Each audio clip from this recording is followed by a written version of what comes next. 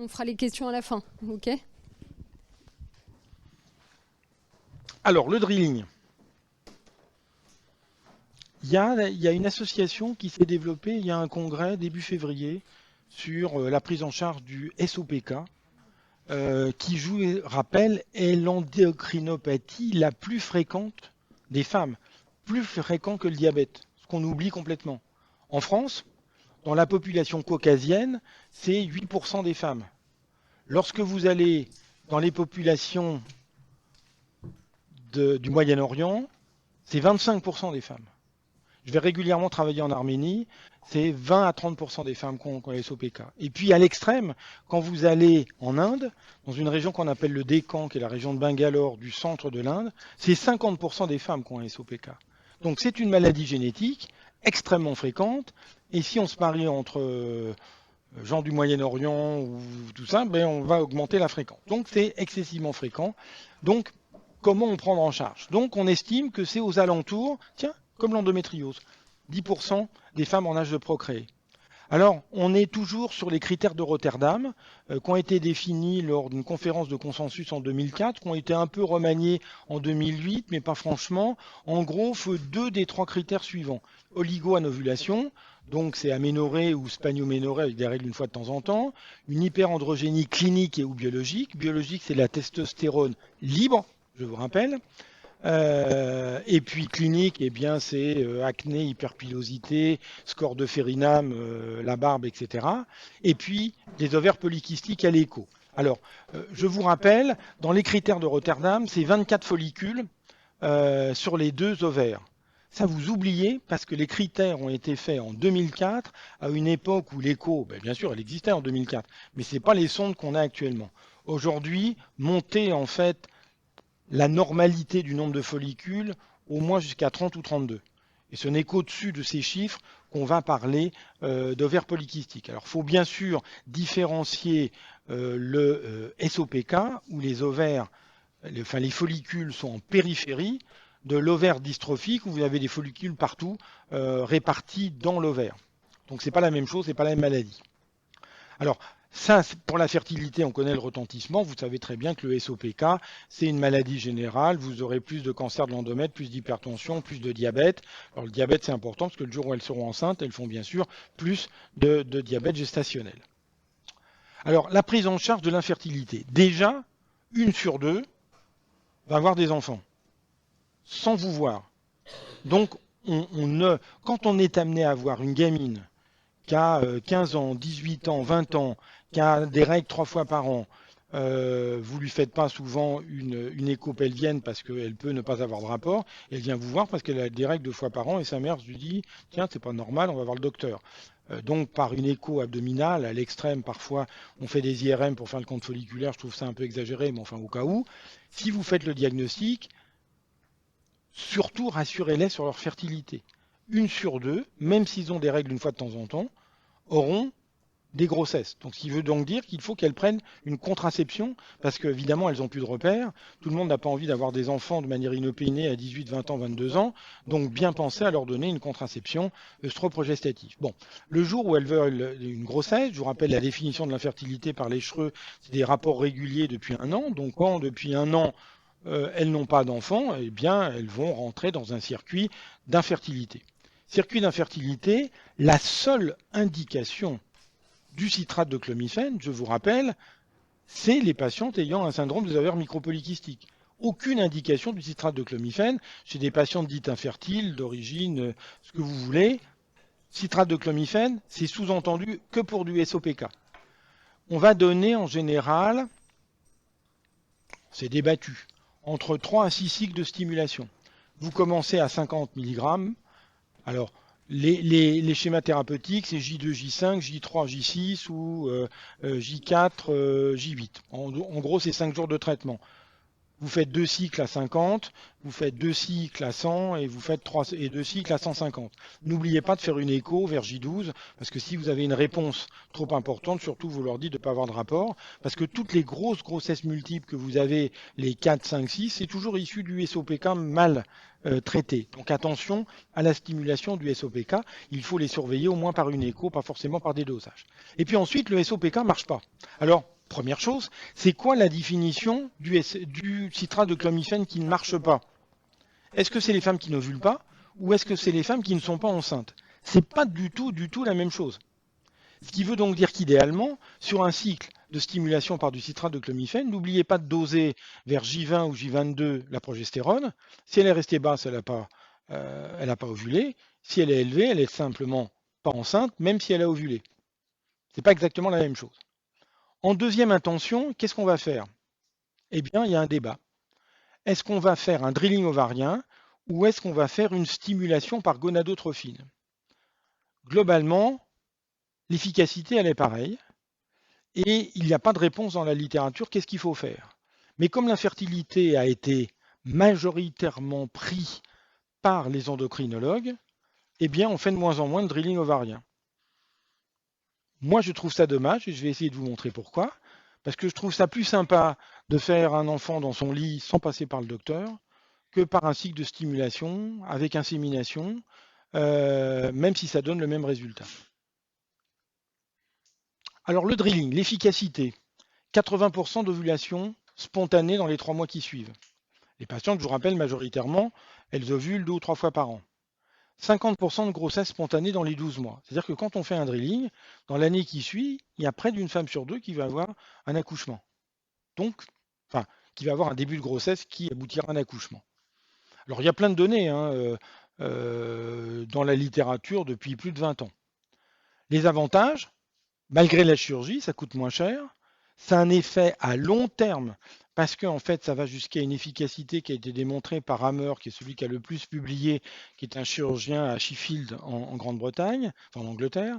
Ça diminue la MH. Alors je vous rappelle que la MH, en 2004, on ne le dosait pas. Donc c'est pour ça que ce n'est pas dans les critères de Rotterdam. À part ça, dans le SOPK, la MH est très élevée. Vous pouvez la trouver à 10, 15, 20 pour une norme qui est habituellement entre 2 et 5. Ça diminue le risque de grossesse multiple parce que vous ne stimulez pas les patientes. Ça diminue le risque d'hyperstimulation parce que c'est une stimulation spontanée. Donc tout ça, ça a plein d'avantages. L'objectif, c'est de détruire à peu près 5% du cortex ovarien. Alors comment on fait ce drilling ovarien? Il se trouve que j'ai publié 2 techniques, une technique en fertiloscopie, donc par voie vaginale, et une technique en célioscopie par voie haute. L'élément important, peu importe, c'est d'utiliser de l'énergie bipolaire. Toujours pareil, parce que l'énergie monopolaire, quand on l'utilise et qu'on l'utilise trop largement, le risque c'est que ça crée des adhérences et que ça entraîne une destruction ovarienne. J'ai malheureusement été confronté à un grand nombre de coups de fil en disant ben, j'ai fait un drilling, 6 mois après je revois la patiente, elle n'est pas enceinte, elle n'a pas de règles, j'ai fait un dosage, j'avais fait ça, j'étais à 32, qu'est-ce que je fais? Trop tard, c'est foutu. Parce que la destruction monopolaire a détruit l'ovaire. Donc, on fait des destructions en bipolaire et on va faire des multiples trous. Alors, la très bonne efficacité chez les patientes qui ne sont pas en surpoids, qui ont une infertilité qui ne dépasse pas 3 ans et avec un compte folliculaire plutôt entre 30 et 50 que celle qu'on sent de compte folliculaire. Ça, c'est ce qui retrouve la littérature. Alors, les complications, oui, on fait des trous. Est-ce qu'il y a un risque à l'anesthésie générale? Ouais, bon. Des adhérences, mais on n'utilise pas le monopolaire. Plaie des organes avoisinants, oui, dès qu'on fait une chirurgie, n'importe lequel, ça peut arriver. Alors, l'actualité, c'est quoi? Il y a une mise à jour de la Cochrane en 2020 qui a regardé drilling versus gonadotrophine. Même taux de grossesse, moins de naissances vivantes qu'induction d'ovulation simple, donc, mais c'est normal. Induction d'ovulation simple, c'est le clomide. Donc, les clomides, c'est la première étape. Donc, en fait, celles qui sont les plus faciles à traiter vont être traitées, vont avoir des grossesses par le clomide. Donc, quand le clomide n'a pas marché, on a déjà une sous-population qui est moins bonne. Donc, c'est normal qu'on ait moins de grossesses qu'avec le clomide. Mais il y a un niveau de preuve qui n'est pas très important. Il semblerait que le drilling diminue le taux de fausse couche. On sait que dans le SOPK, il y a un taux de fausse couche qui a augmenté. Et quand on regarde le nombre de grossesses après, enfin, les taux de grossesse après drilling, il y a moins de fausses couches, mais on ne peut pas dire que les études soient très importantes. Alors, est-ce qu'il y a des nouvelles techniques? Alors, il a été testé des ponctions des follicules par voie écho associées à une stimulation. Comparé à une stimulation simple, il n'y a pas de différence, mais le niveau de preuve était assez faible. Intérêt d'un drilling avant FIV, ça a été testé. Vous voyez, c'est des études récentes, 2022. Il y a un même taux de grossesse, même taux de naissance vivante, mais il y a quand même moins d'hyperstime, moins de consommation de gonadotrophine et une meilleure maturité ovocitaire. Donc, c'est peut-être pas inintéressant quand même. Vous avez fait une FIV, vous êtes confronté à l'hyperstime en disant comment je vais faire à la prochaine. Ben, peut-être que ça vaut le coup de discuter de la place du drilling dans ces cas-là, indépendamment du fait que peut-être qu'elle ne sera pas enceinte spontanément, mais on a le droit d'avoir pour une femme à SOPK et un conjoint qui a un AOAT sévère. Donc, vous allez avoir besoin de la FIV et donc la question, c'est d'optimiser vos résultats de FIV. Et là, le drilling peut être en ligne de compte. Maintenant, il y a des nouvelles techniques. Et là, on va voir les nouvelles techniques. Et qu'est-ce qu'on fait? La fertiloscopie que j'ai inventée en 99 avec le drilling, ben on ne peut plus parce que comme ce n'était pas utilisé, ben la société qui utilisait le fertiloscope nous a dit ben, nous on arrête. Bon, donc on ne peut plus l'utiliser, on l'a pu. Alors est-ce qu'il y a un futur? Oui, il y a un futur. Alors on peut le faire avec le VNOT. Le VNOT, on en a beaucoup parlé dans plein d'indications. Donc je vous rappelle, c'est Vaginal Natural Orifice Transluminal Endoscopic Surgery. Donc il n'y a pas de cicatrice, on passe par le vagin. Et là, contrairement aux techniques de Célio où on utilise du CO2, comme en Célio, là pas du tout. On va gonfler le ventre avec du sérum. Une fois installé notre système VNOTS là, que vous voyez ici, là à droite, et on va introduire un hystéroscope sur lequel on met la pompe et donc on va remplir avec à peu près 1 litre de sérum Phi. Et donc sous contrôle Phi, on va utiliser une pointe bipolaire torsadée et puis on va faire des trous.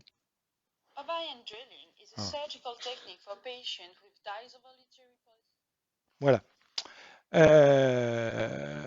Donc le film a été fait en anglais parce qu'on l'a présenté. C'est un article qu'on a publié dans JMIG sur la technique. Donc l'idée, c'est de faire une multiple perforation des ovaires par cette voie-là.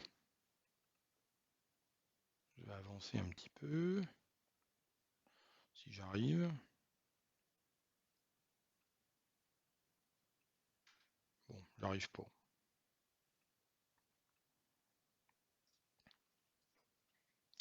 Alors, l'intérêt de cette technique, ça va vous permettre de voir s'il n'y a pas d'autres pathologies associées à l'infertilité de cette patiente, et puis ça va vous permettre de faire des trous dans les ovaires, et puis de faire aussi une épreuve au bleu. Parce que c'est intéressant de savoir s'il y a une perméabilité tubaire, ça va de soi. Alors vous pouvez me dire, on a pu faire une hystérosalpingographie avant ou une hyphosie en écho pour voir la perméabilité. Voilà. Donc ça, c'est le matériel nécessaire pour faire le VNOT. Donc une valve en haut à droite et puis ensuite une pincette disséquée, une paire de ciseaux, une pozzi, c'est tout. Ça, c'est le matériel du VNOT, quelle que soit l'indication. Là, c'est les petits VNOT. L'hystéroscope, donc on utilise un ésicaire qui fait 5 mm de diamètre avec un canal opérateur de 7 French. Ça c'est pratique parce qu'on a des plus grosses pinces dans cet hystéroscope. Et donc dans le gel, vous pouvez mettre 2 voies d'abord, une bien sûr pour l'optique, mais vous pouvez mettre une pince et vous pouvez mettre bien sûr ce qui vous permettra de faire les trous.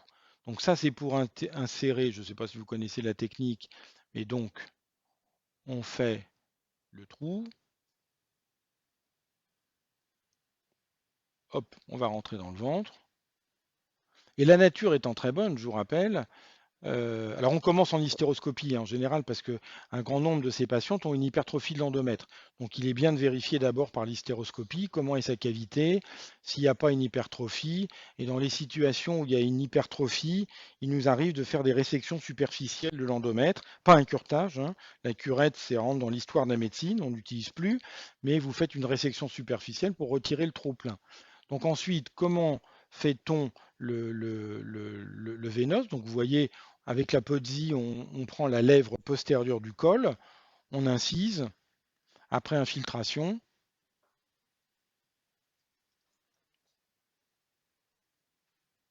ça vous évite que ça saigne. Incision au bistouri. On va introduire, on va ouvrir, on fait une colpotomie postérieure. Alors c'est vrai que les gens qui font de la voie vaginale sont un peu plus à l'aise pour faire tout ça, mais globalement ça s'apprend assez vite. Ensuite, avec le système d'inserteur, on va rentrer. Hop, on va retirer la valve. On va contourner. On va mettre le système. Et puis on va mettre de l'eau.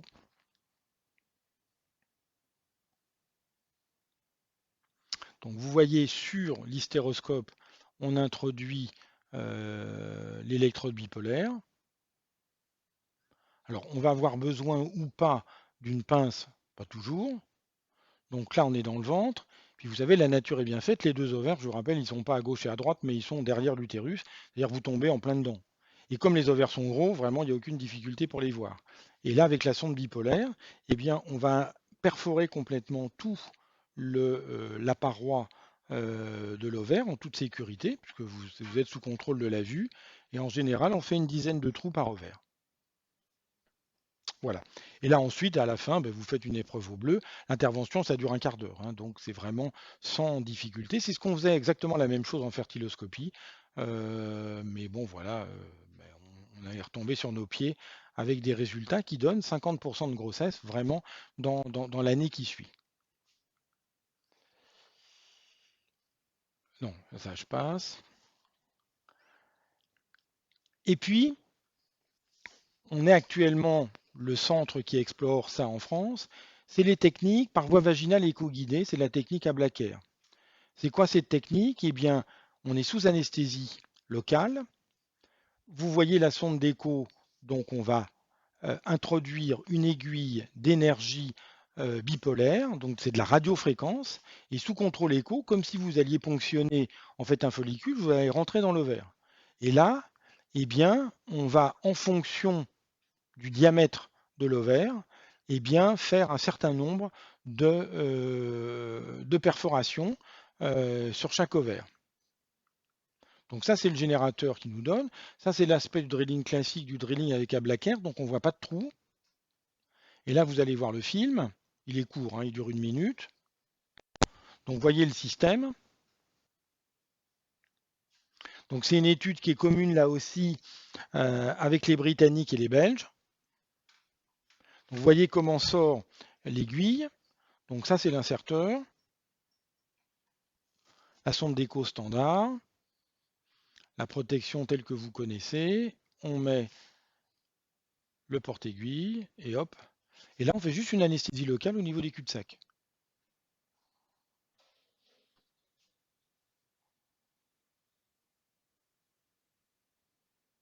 Donc le bloc paracervical avec la petite aiguille à boule là, 4 cadrans. On utilise les casques de réalité virtuelle, c'est plus sympa pour les dames. Bon, ok. Et donc vous voyez le repérage échographique, c'est pas très compliqué, c'est des ovaires multifolliculaires, ils sont gros, donc on introduit l'aiguille, on va dedans. Et ensuite, en fonction du volume de l'ovaire, eh bien, on va faire entre 5 et 10 stimulations en radiofréquence. Là aussi, l'intervention, ça dure un quart d'heure, 20 minutes. Et là, on est sous local, c'est-à-dire que 2 heures après, la dame rentre à la maison.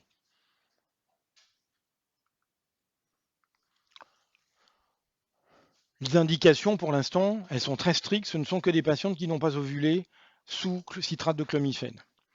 Là, il fallait qu'on fasse 30 patientes dans l'étude qui est en cours. On est à 22 patientes.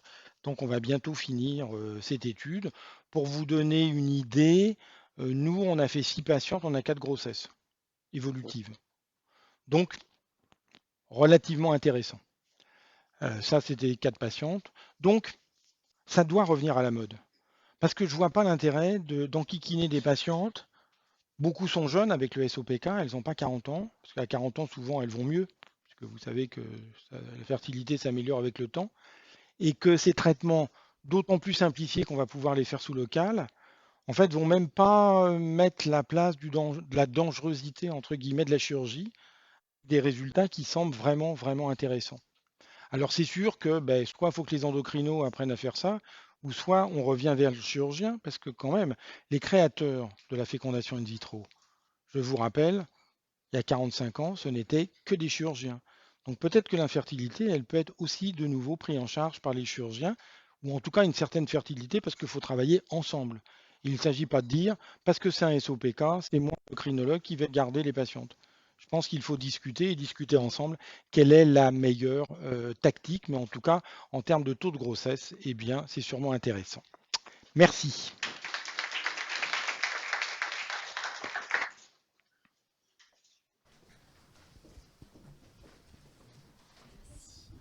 Est-ce qu'il y a des questions dans la salle?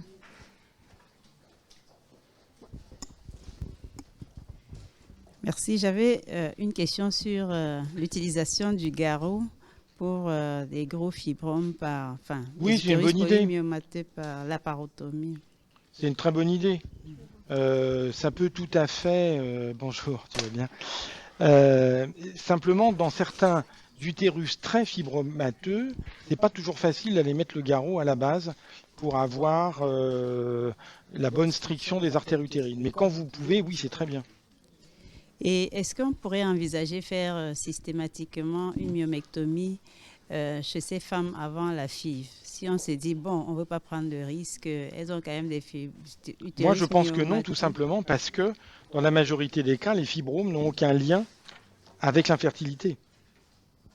Et donc, il faut ne pas oublier la morbidité de la chirurgie. Vas-y. Qui entraîne, quand on fait des myomectomies, des adhérences, qui entraîne éventuellement une pseudo-infertilité liée au fibrome en une vraie infertilité par les adhérences concrètes et qui vont entraîner en fait un film entre ovaire et trompe.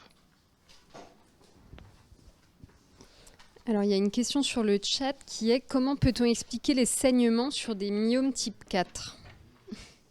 Tout simplement parce que il y a une altération de la vascularisation de l'endomètre qui peut être responsable de saignements, et il peut y avoir, ce que je disais tout à l'heure, l'hypertrophie de l'endomètre qui peut être associée. Et dans ces cas-là, eh bien, on traite l'hypertrophie avec, pourquoi pas les progestatifs, mais simplement 3 mois.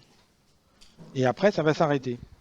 L'autre raison, c'est que fréquemment, il y a 2 pathologies associées qui sont l'adénomiose et le fibrome. Et qu'une partie des patientes qui ont des fibromes type 4 qui saignent, c'est pas le fibrome qui saigne, c'est l'adénomiose associée. Okay. Est-ce que quid de la place du DIU pour prévenir les synéchies? Non, ça, on est juste en 2023. Je vous rappelle, les derniers essais thérapeutiques ont montré qu'il n'y avait aucun intérêt du DIU. C'est la fin du siècle dernier. Donc ça fait 20 ans où on considère qu'il n'y a pas vraiment d'indication du DIU dans le traitement des synéchies. Cependant, il faut rester très objectif. Nos collègues hollandais, qui eux, étonnamment, ne voient que des synéchies après complications obstétricales, c'est-à-dire rétention trophoblastique, post-IVG, post-fausse couche ou postpartum, eux continuent à rester fidèles au DIU. J'ai beau leur dire, mais tous les essais thérapeutiques qui ont été faits ont montré que ça n'avait aucun intérêt, ils continuent à en mettre.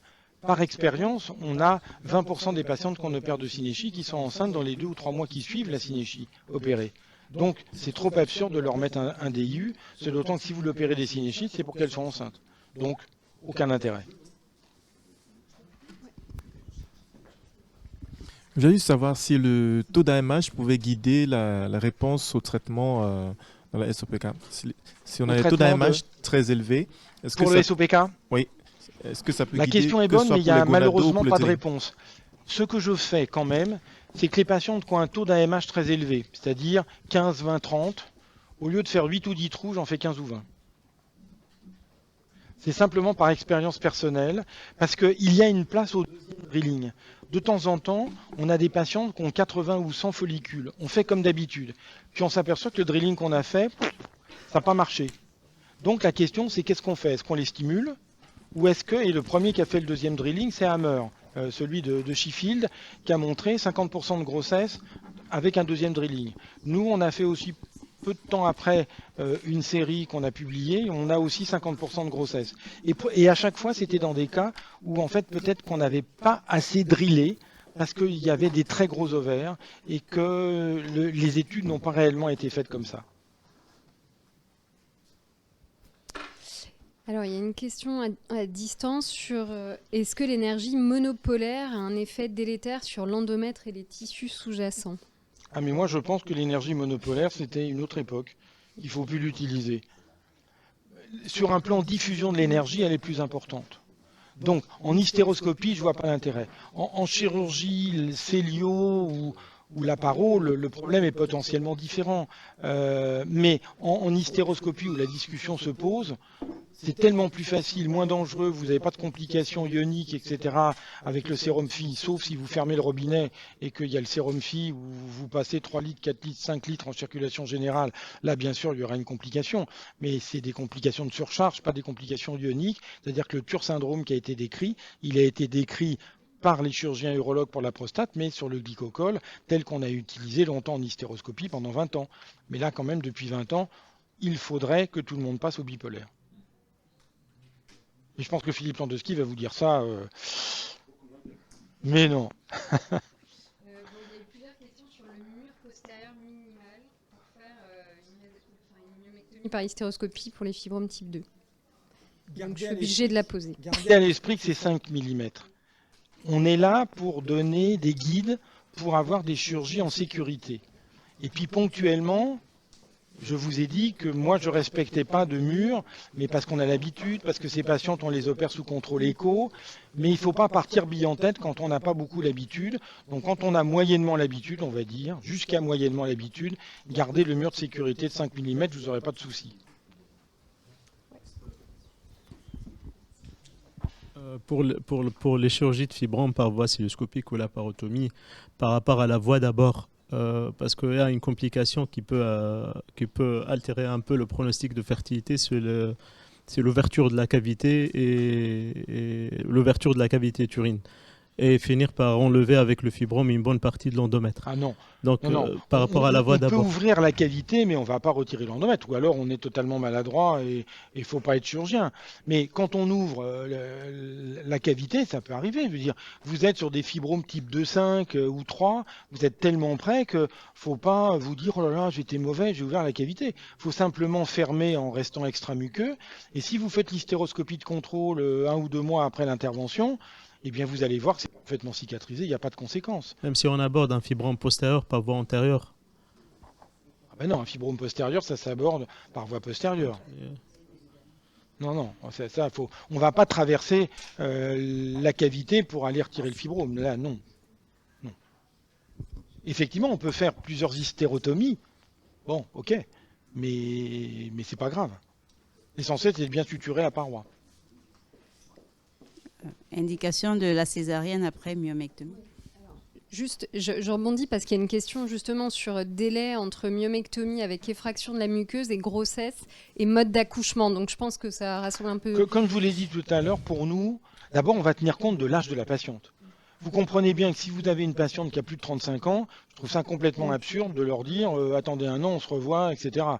Dire le temps passe et alors on peut discuter de la préservation embryonnaire quand elle a un couple, enfin plutôt embryonnaire que ovocitaire. Enfin bon, si elle est en couple, qu'elle veut un enfant et qu'elle n'arrive pas et qu'on dit c'est le fibrome, nous on est assez favorable à dire vous allez garder des embryons vitrifiés, je vais vous opérer, on va pouvoir se laisser du temps, etc.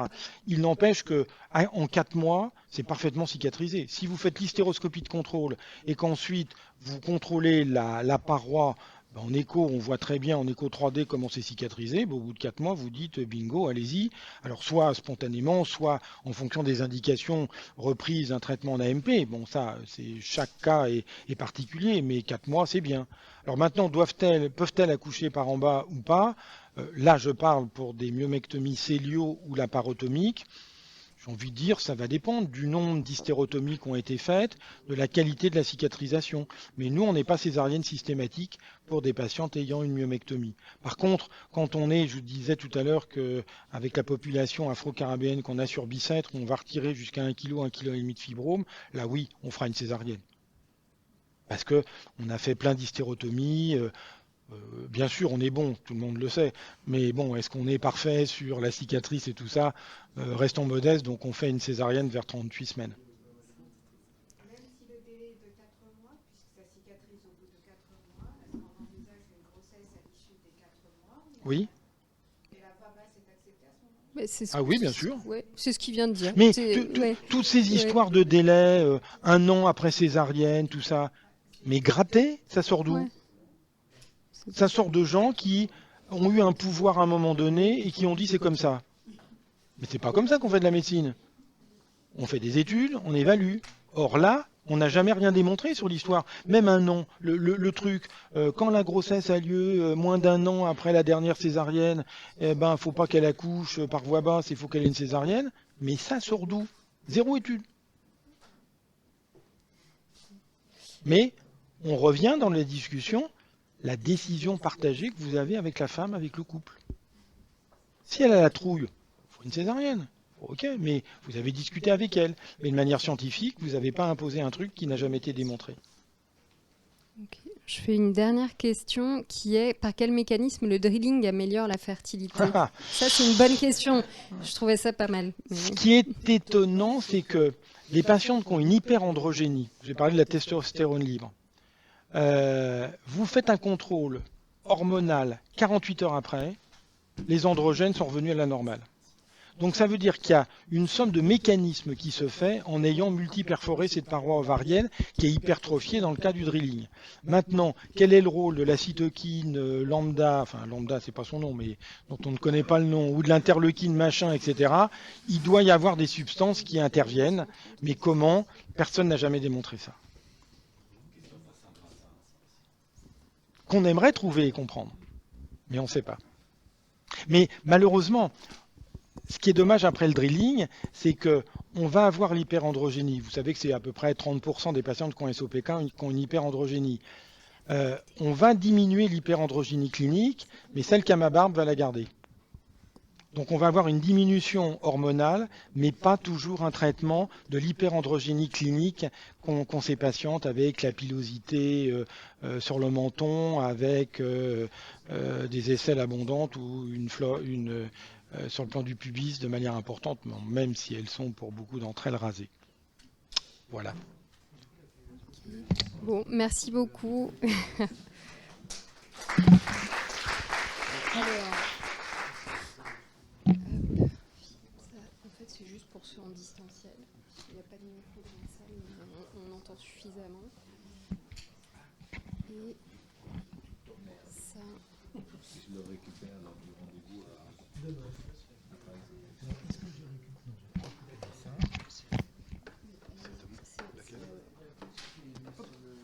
Elle est à moi, elle est à moi. Elle est dessus. Elle est dessus. Mais peu importe, hein.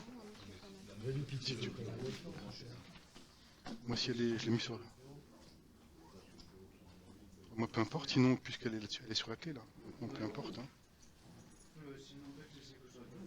Ah non, mais on va le.